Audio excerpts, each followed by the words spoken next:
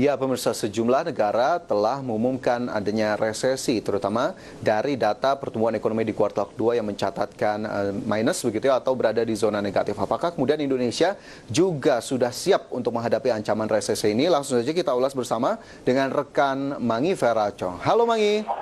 Ya, halo, Ya, Kang Mangi, ini Fajar. beberapa data yang ditunjukkan oleh sejumlah Halo, negara Kang sudah Fajar. menunjukkan adanya resesi. Indonesia di kuartal kedua juga sudah minus 5,32%. Apakah kemudian resesi yang ada di negara-negara selain Indonesia memiliki pengaruh tersendiri terhadap Indonesia, Mangi? Ya, Ya, baik, terima kasih rekan Fajar Wayong. Ya, memang pemirsa ya, seperti yang sempat saya sampaikan pada minggu lalu bahwa sebenarnya COVID-19 ini tidak hanya membahayakan kesehatan masyarakat secara global, namun juga sangat membahayakan perekonomian secara global, di mana akibat adanya pandemi COVID-19 ini beberapa negara begitu ya banyak menerapkan lockdown, yang mana saat penerapan lockdown ini banyak sekali perusahaan, perkantoran, dan juga industri-industri yang tidak bisa beroperasi secara normal dan berakibat pada anjloknya perekonomian, dan akhirnya beberapa negara dinyatakan masuk ke jurang resesi seperti Amerika Serikat begitu ya, lalu ada Jepang, Malaysia, lalu beberapa negara-negara di Uni Eropa seperti Italia dan juga Jerman. Di mana dari negara-negara yang sudah saya sebutkan barusan begitu ya Fajar, beberapa di antaranya merupakan mitra dagang Indonesia seperti Amerika Serikat, yang mana Amerika Serikat ini merupakan mitra dagang terbesar kedua bagi Indonesia setelah China. Dan untuk Amerika Serikat sendiri ini memang merupakan pangsa ekspor terbesar untuk ekspor migas bagi Indonesia. Dan menurut pernyataan dari ekonom senior Indef, setiap 1% perekonomian Amerika Serikat yang terkontraksi akan berpengaruh terhadap 0,02% sampai 0,05% terhadap perekonomian Indonesia begitu Fajar. Lalu kita bisa lihat juga negara lainnya yang sudah mengalami resesi, yaitu Singapura, di mana Singapura ini memang menjadi investor asing terbesar bagi Indonesia. Dan berdasarkan data dari BKPM, pada semester pertama di tahun 2019, nilai penanaman modal asing di Indonesia itu mencapai lebih dari 200 triliun rupiah. Namun pada semester pertama 2020 begitu ya, di tahun ini penanaman modal asing di Indonesia hanya sekitar 195 triliun, yang mana artinya memang terjadi penurunan begitu ya selama dalam kurun waktu 1 tahun.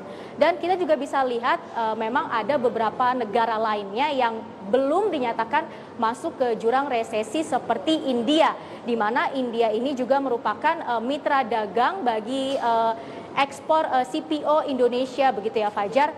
Dan yang perlu kita cermati di sini adalah meskipun India belum masuk ke jurang resesi begitu ya, belum sah dinyatakan masuk ke jurang resesi, kita juga harus mencermati bagaimana peningkatan jumlah kasus COVID-19 di negara tersebut dan bagaimana cara pemerintah menangani kasus COVID-19 di negara tersebut.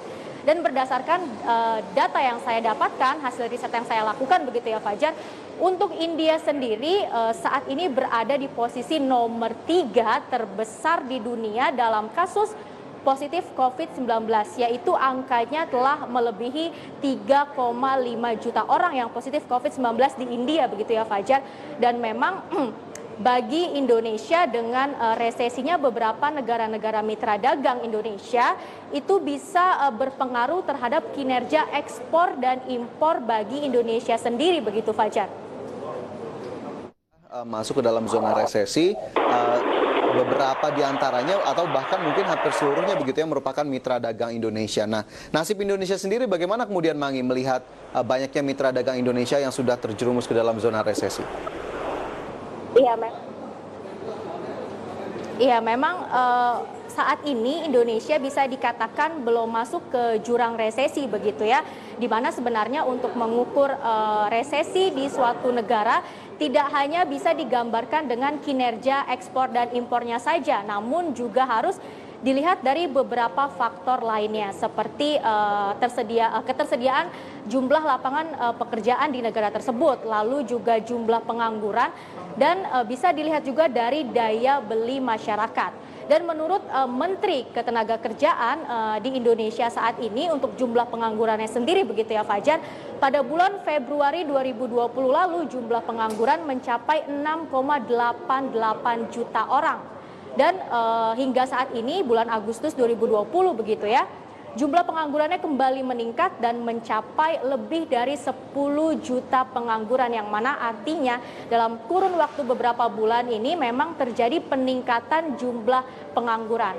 Lalu kita bisa lihat lagi dari daya beli masyarakat Indonesia, yang mana menurut data dari Badan Pusat Statistik pada bulan Juli 2020 lalu begitu Fajar ya, Indonesia mengalami deflasi sebesar 0,1% yang memang disumbang dari kebutuhan-kebutuhan pokok begitu ya, seperti cabai rawit, bawang merah, bawang putih, lalu daging ayam, dan juga ada dari sektor transportasi dan juga dari air dan listrik begitu ya, di mana deflasi ini sebenarnya memang menggambarkan keadaan daya beli masyarakat yang melemah begitu Fajar. Namun untuk mensiasati hal tersebut, pemerintah hingga saat ini terus melakukan upaya-upaya pemulihan perekonomian dan untuk mendorong daya beli masyarakat, seperti memberikan dukungan terhadap dunia usaha begitu ya, terhadap UMKM, terhadap korporasi, dan juga kepada BUMN berupa subsidi pajak, berupa insentif pajak begitu ya, dan juga tidak lupa pemerintah juga memberikan bantuan atau stimulus kepada masyarakat Indonesia berupa bantuan langsung tunai, BLT ke daerah, lalu juga ada subsidi listrik dan juga ada kartu prakerja begitu Fajar. Salah satu yang utama adalah pelemahan daya beli masyarakat. Apakah kemudian di lapangan sudah terlihat ada peningkatan dari sisi daya beli masyarakat, Mangi?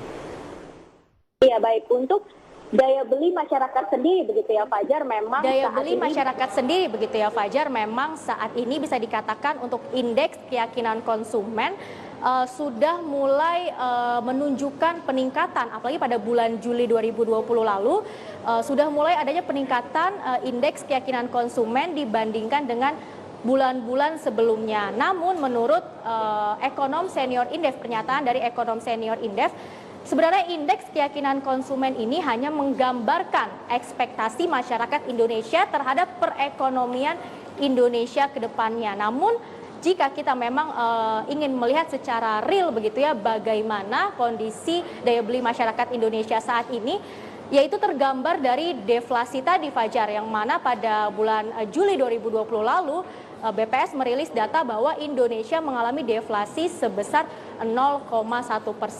Dan sebenarnya alangkah lebih baiknya begitu ya Fajar, jika upaya-upaya yang telah dilakukan oleh pemerintah berupa bantuan terhadap dunia usaha, lalu bantuan terhadap masyarakat, ini diimbangi dengan peningkatan jumlah atau meningkatkan belanja pemerintah seperti yang telah disampaikan oleh Airlangga Hartarto.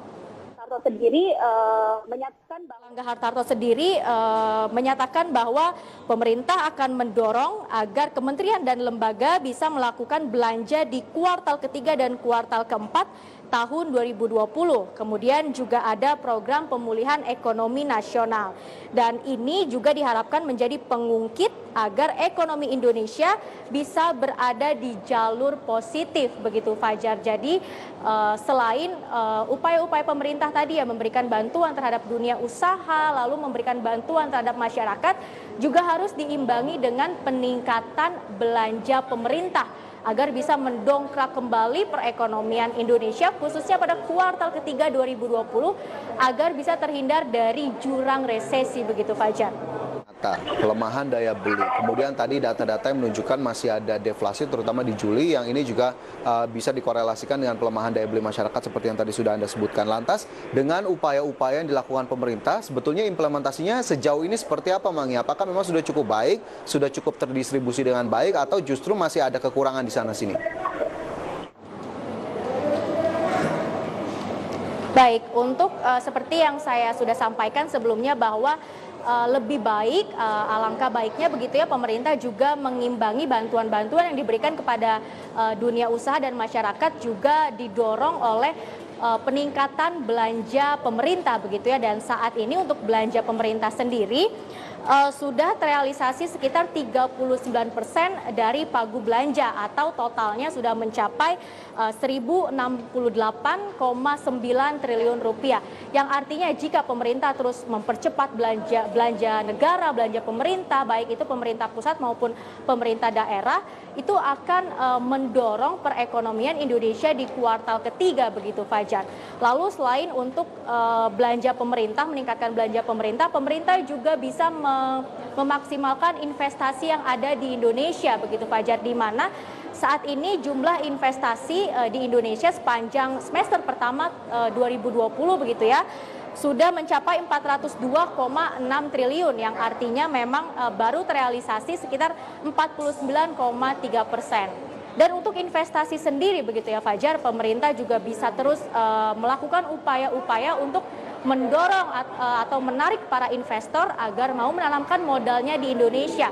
Salah satu caranya adalah dengan memperbaiki infrastruktur yang ada di Indonesia, lalu mempermudah izin untuk investasi dan juga pembangunan zona ekonomi, di mana jika banyak investor yang tertarik untuk menanamkan modalnya di Indonesia, maka akan menciptakan lapangan pekerjaan yang baru bagi masyarakat Indonesia dan juga akan mengurangi angka pengangguran yang ada di Indonesia. Dan selain itu juga kita tahu begitu ya Fajar, pemerintah juga telah menganggarkan program pemulihan ekonomi nasional, yaitu pemerintah telah menganggarkan dana sekitar 695,25 triliun rupiah. Namun saat ini yang terrealisasi itu hanya sekitar 138,2 triliun rupiah. Dan untuk hal ini juga pemerintah harus kembali meningkatkan atau mengoptimalkan begitu Fajar untuk program pemulihan ekonomi nasional begitu.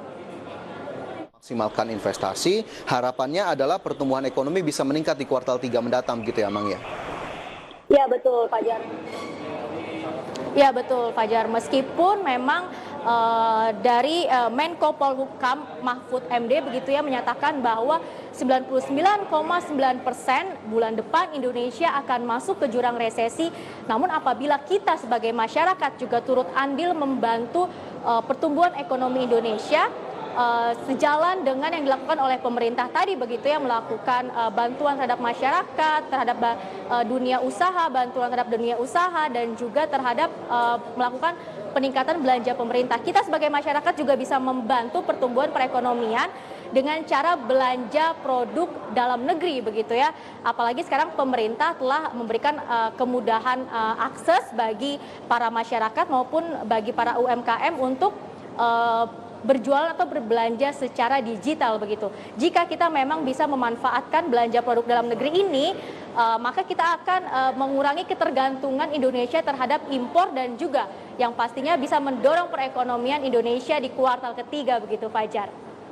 Strategi, kemudian juga sejumlah upaya tentunya kita harapkan bisa kemudian mendorong kembali perekonomian Indonesia di kuartal ketiga, dan mungkin tipis sekali harapan untuk menghindari resesi, tapi segala upaya kita harapkan bisa berjalan dengan maksimal dan menghasilkan hasil yang luar biasa begitu nanti impactnya di perekonomian kita. Baik, terima kasih Mangi atas laporan dan informasinya siang hari ini. Selamat bertugas kembali. Ya pemirsa, IDX Precision Closing akan segera kembali usai jeda berikut ini. Terima. Negara yang